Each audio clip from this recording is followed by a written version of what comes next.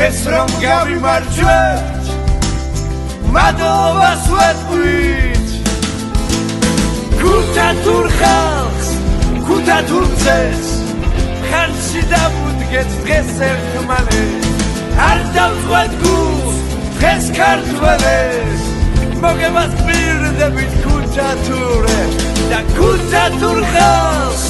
ქუთათურ ძეს ხალხში დავუდგეთ დღეს ერთმანეთს არ დავწყვეტ გულს დღეს ქართველებს